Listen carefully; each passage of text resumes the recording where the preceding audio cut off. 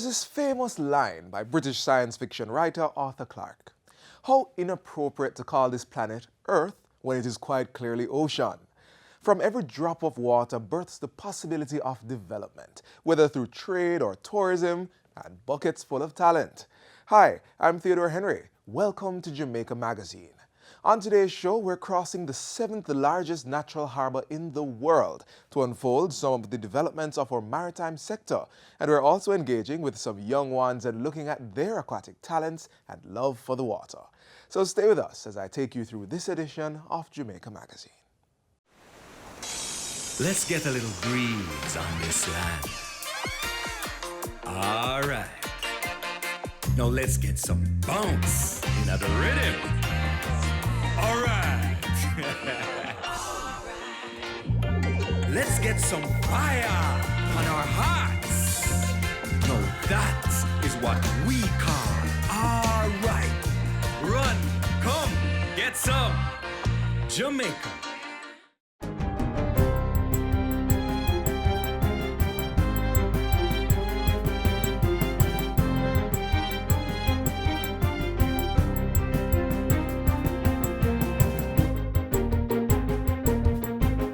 Good day, I'm Stephen McHugh, and this is your JIS News for Wednesday, April 10. 10,000 Jamaicans will get the opportunity to buy shares in Wigton Windfarm Limited when the initial public offering IPO opens on April 17. Through the IPO, which runs until May 1, investors will have access to 11 billion shares at 50 cents each. 2.2 billion shares will be reserved for public sector workers. This is the best way of giving back to the people of the country. This is the best way of achieving the goal of socialization of wealth. Prime Minister Andrew Holness was speaking Tuesday at Wigton's breakfast briefing. The state is seeking to raise $5.5 billion from the sale of shares on the Jamaican stock market. In just the same way that Wigton was created to diversify Jamaica's energy mix, I believe that this IPO will diversify your investment portfolios and become the wind beneath your investment wings. Wigton is the largest wind energy facility in the English-speaking Caribbean.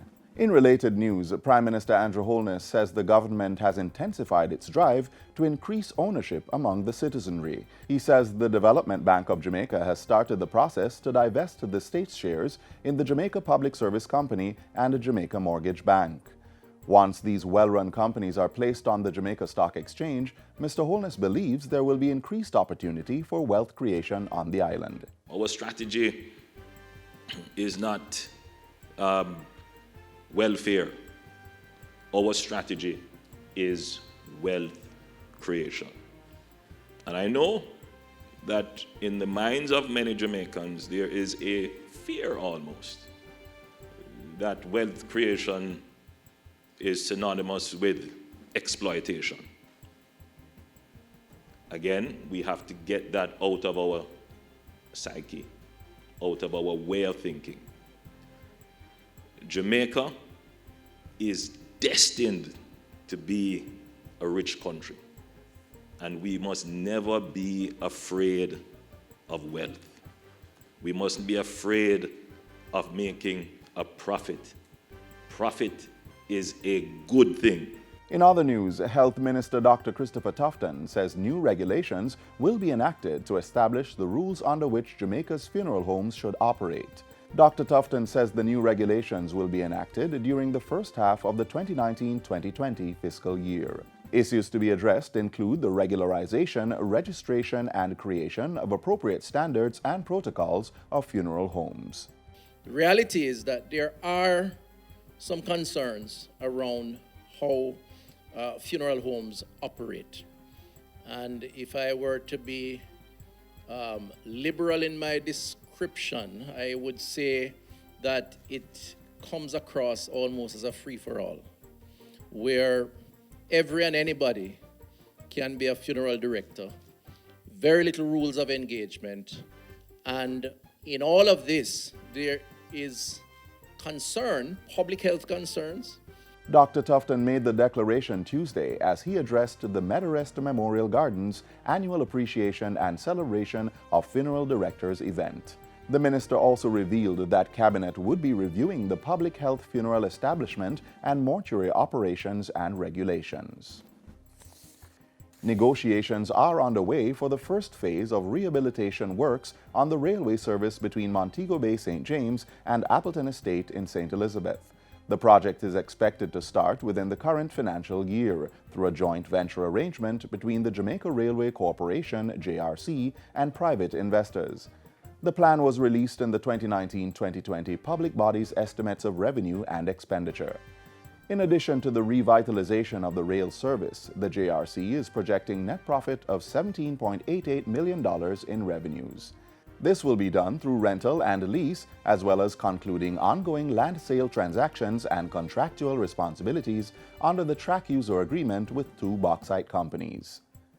The St. Anne Development Company Limited, SADCo, is expecting net profits of $35.12 million this fiscal year. That's according to the 2019-2020 Public Bodies Estimates of Revenue and Expenditure. SADCo also intends to improve operations at Duns River Falls and Park through several improvement projects in the fiscal year. Among them, a new service court to include changing rooms, lockers and shops, a VIP entrance, and redeveloped craft market. And finally, the Ministry of Education, Youth and Information is asserting that claims that it is recruiting persons to be data collection officers are fictitious. The ministry says the false message being circulated on WhatsApp is asking persons to bring their relevant documents to be hired for conducting an audit of books and furniture. The ministry is warning persons who are creating these malicious messages to desist from doing so, as it has caused confusion and challenges for those who would have responded. And that's it for JIS News Today. I'm Stephen McHugh. Thanks for watching.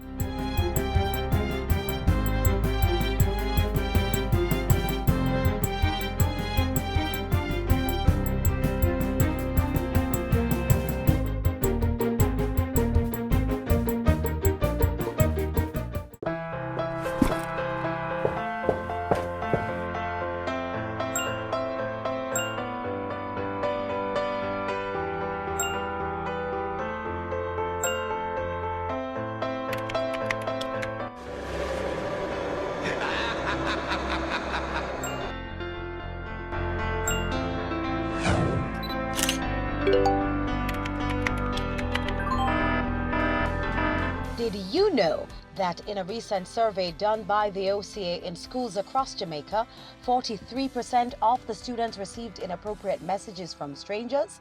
The OCA wants you to be smart online. Never speak to persons you don't know. Parents, encourage your children to be social but be smart. This message was brought to you by the Office of the Children's Advocate with support from UNICEF. Here's a story about some individuals whose better days are spent in the water.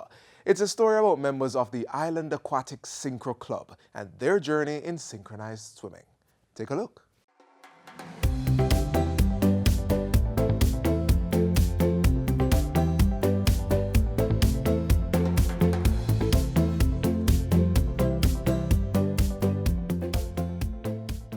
I didn't start it here in Jamaica. It was started before me. I think when I came here, it was two clubs. I would say two clubs in Kingston. So I started it here in Port Antonio. 10 years ago, it wasn't a team. It was one swimmer only for a couple of years, and then kids started joining more and more. Started joining, and here's a team. 5, 4, 3, 2, 1. I love synchronized swimming because of the pretty swimsuits. I wanted to show off myself to other countries. The reason why I'm doing synchronized swimming is because when I was younger, there's not really a lot of sports that was there, and I also love water. Synchronized swimming is a very unique sport. It's different from everything else, and I like to stand out.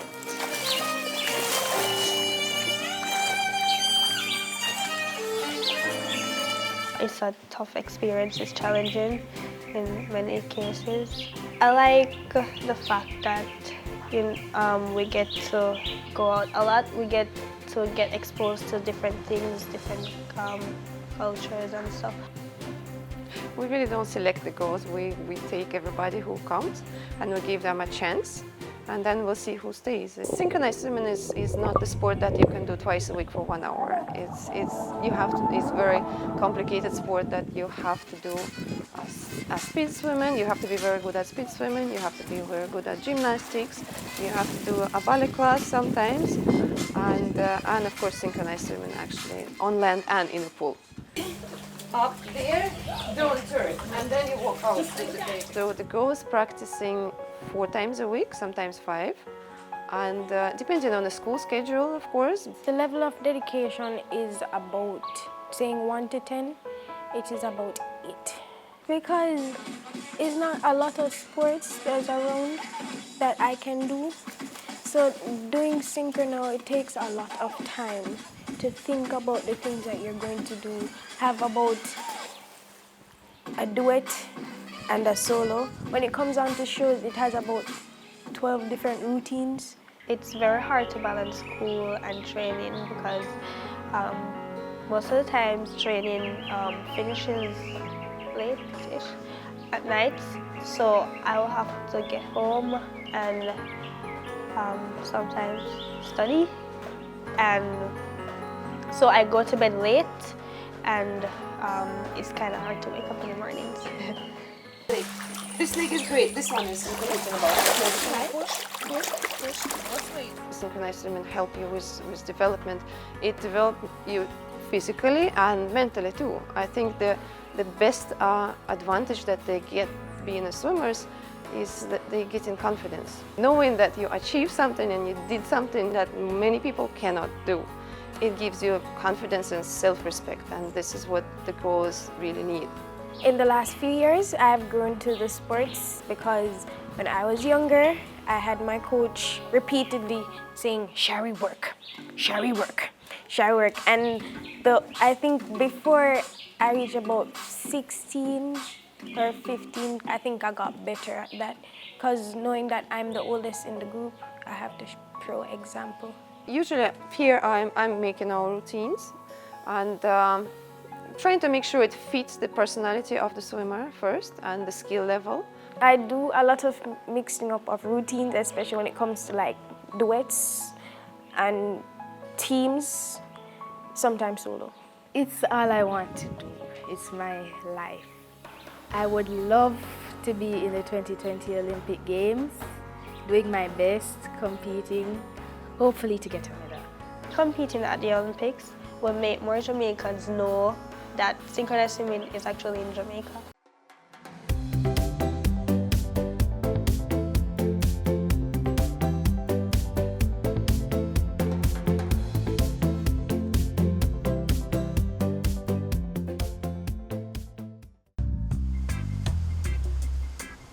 Living in Jamaica is an experience that you cannot put in words. There's an energy in the atmosphere that just feels good.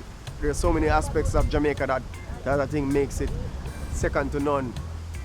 The best food, the best music, the best people. We can go on and on about the good things about living in Jamaica.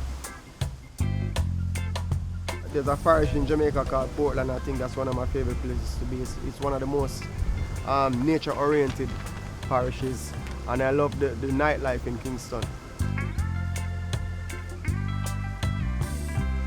Once you come here and you get that connection with the people, that connection with the food and the music and just the lifestyle is something that you'll always remember.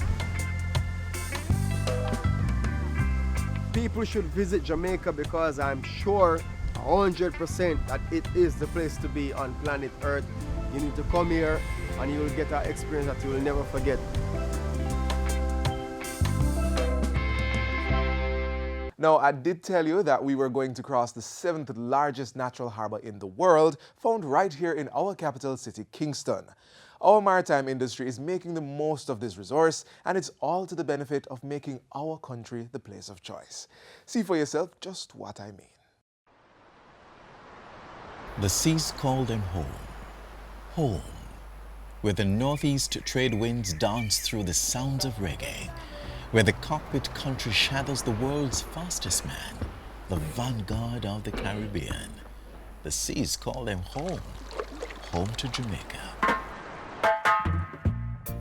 Jamaica is the third largest island in the Caribbean and the largest English-speaking island state, with the seventh largest natural harbor in the world, essential for a robust shipping industry. Jamaica also has the second largest transshipment hub in the Caribbean. These developments are driven by a commitment to honor the international maritime conventions that Jamaica has signed, establishing a maturing partnership with the International Maritime Organization, IMO. This 40-year partnership brings consistent advocacy for the maritime interests of Jamaica, the Caribbean and small island developing states, and the least developed countries. The seas carry them on, shaping an expansive and progressive maritime vision, fueling a structure and infrastructure of container, cruise and bulk cargo ports, maritime administration and ship registration, maritime education and training. This vision led to the expansion and upgrading of port facilities island-wide to capitalize on additional trade and larger ships accessing services through the newly expanded Panama Canal. The expansion positions Kingston as one of the region's major ports. The Port of Kingston is also equipped to offer a range of maritime logistical services, for example, operating as the regional hub for vehicles delivered to 23 destinations in Central America and the Caribbean. Through German Ship Repair Services Jamaica, the island also offers wet dock repair services and plans full ship repairs with a floating dry dock. Jamaica's commitment to a greener maritime environment guides its fuel diversification with the use of clean fuels, including natural gas. The prevention of maritime pollution is also integral in policy initiatives. As part of this thrust, Jamaica is now acceded to the Ballast Water Management Convention 2004 and is also the lead partnering country in the IMO's Global Ballast Partnerships Program. Bunkering is another key element of Jamaica's position as a major shipping center. We supply bunkers not only for vessels calling at Jamaican ports, including cruise ships, but also for those transiting across the wider Caribbean. Falmouth, Montego Bay, Ocho Rios, Port Antonio and Kingston, 5 cruise shipping ports, with the Falmouth Pier being purpose-built for the largest cruise ships in the world. These major cruise ports offer a full range of cruise passenger facilities and services. Awarded the world's leading cruise destination, Jamaica's unique attractions, diverse tourism and numerous recreational and cultural activities are equal sources of attraction for the creme de la creme of the seas, Royal Caribbean's Harmony of the Seas, the world's largest cruise ship and other major cruise lines.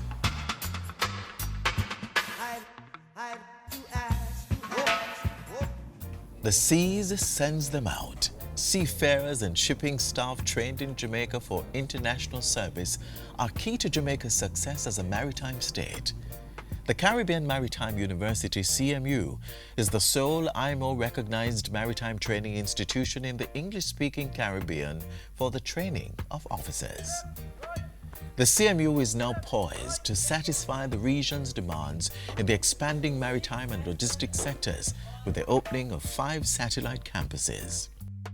Through partnership with the Technical Cooperation Division of the IMO, Jamaica helps countries in the region meet their obligations under the International Convention on Standards of Training, Certification and Watchkeeping for Seafarers.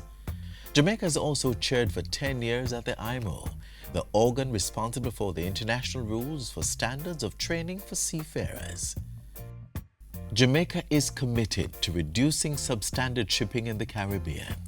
To meet this objective, the island has hosted the Secretariat of the Caribbean Memorandum of Understanding on Port State Control, CMOU, since 2004. In addition, Jamaica is host to the International Seabed Authority. 25 states now have permanent missions to support the regulation and control of all mineral-related activities of the authority.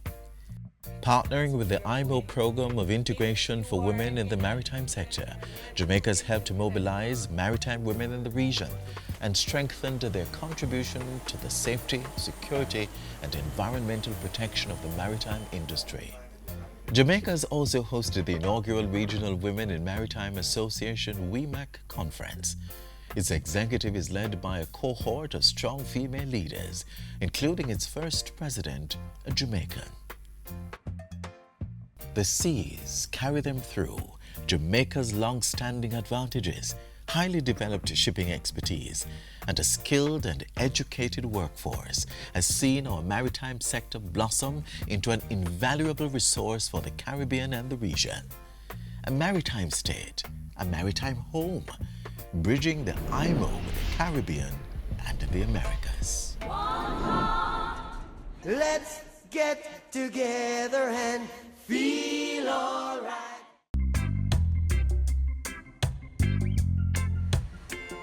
Hi, I'm Suzanne Rousseau. I am one half of a sister team. This is my sister Michelle. We are, Lord, we're lots of things. We're restaurateurs, we have been caterers. We've been in the food business for the past 20-something years. Our father was also a hotelier and in the restaurant business, so we grew up in a functioning, operating restaurant just because we were around that environment a lot. And we perceive ourselves not as chefs, but as sort of translators and storytellers of the lifestyle.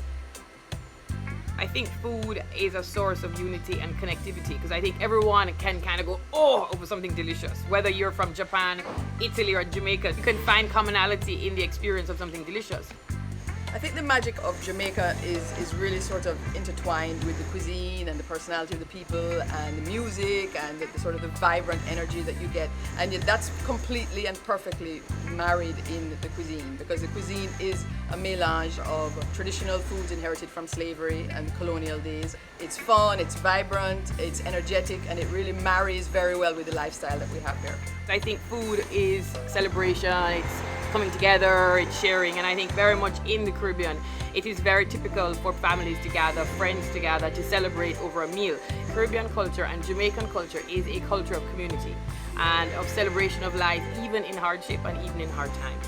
And so I think all of those things just offer another kind of perspective. It's a unique way of living and a unique way of being. And from the river to your body. Here's how the National Water Commission is making water safe to consume. The human body cannot function without water. While you may live for up to 3 weeks without food, you cannot go more than a week without water. From breaking down the food we eat so the body can use it, to helping us heal when we get sick, water is needed for almost every process that takes place in the body. And although 70% of the Earth's surface is covered with water, drinking it directly from seas, rivers, wells, or aqueducts may make you sick. Untreated water contains bacteria and other germs, as well as chemicals that may be dangerous to the body. So in order to get the water from here to here safely, it has to be treated.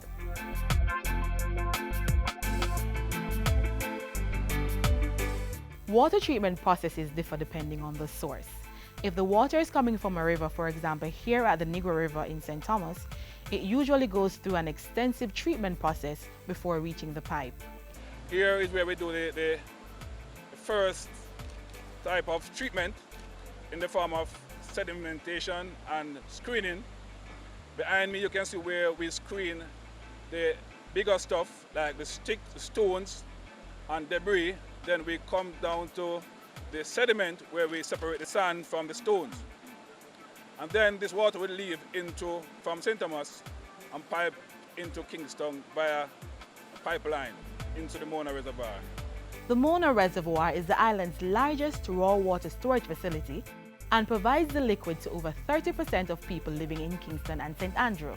If this is where you get your water, here is where the next step in the treatment process occurs. Here in the reservoir, we allow for maximum levels of mixing, maximum levels of aeration, as can be done here at the facility. We also, at the reservoir, you allow for settling out of the silt and the suspended particles, dirt particles, that would otherwise be in the raw water. We then take the water from the reservoir and take it to the Mona treatment plant. At the treatment plant, chemicals are added to further purify the water. Chlorine is first added to kill bacteria. You have stages that include flocculation, where we actually add chemicals to the water that allow those microscopic dirt particles that are still in the water to be brought together in what we call flocks, and then we are able to skim it off and remove it from the water. The water is then passed through filters which contain layers of sand, gravel, charcoal or synthetic materials that remove remaining small particles. The final stage is disinfection. Here, chlorine is added to kill any other bacteria or germ. Ensuring that we have what we refer to as chlorine residual that goes with the water, so that as the water travels along the pipeline to our customers, should it come in contact with any germs along the way, there is enough chlorine residual in that water to destroy those germs and still be delivered to the customer in good quality. The water is tested all throughout the treatment process to ensure that what you get in your pipe meets World Health Organization standards. For several years running, the National Water Commission has won the best tasting water in the Caribbean. We have also been acknowledged by the various arms of the United Nations at different points in time as having one of the best quality water in the hemisphere. That is definitely something we can drink to.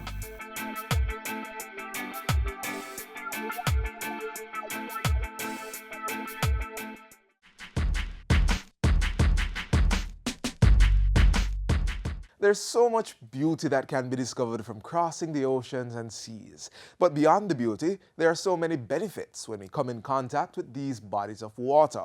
Here are a few. Seawater can treat many skin conditions. It is filled with minerals like magnesium and calcium that are friendly on the skin, and they absorb toxins such as acne-causing bacteria. Seawater can also be used as mouthwash. Sea salt with a little touch of warm water helps to cleanse the gums and it wards off bacteria. And seawater also helps to ease muscle aches. A dip in the sea allows the salt from the water to absorb through the pores in our skin. This helps to regulate and balance the body, particularly for muscle and nerve functions. Not yet convinced? Test the waters and see for yourself. And as always, help to keep our seas clean and make Jamaica the place of choice to live.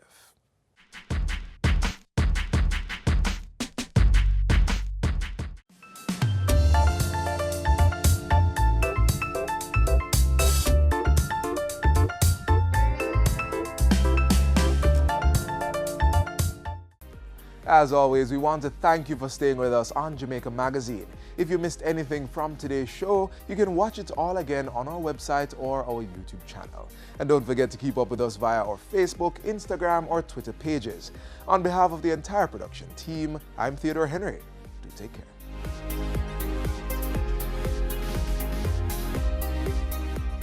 This has been a production of the Jamaica Information Service, the voice of Jamaica.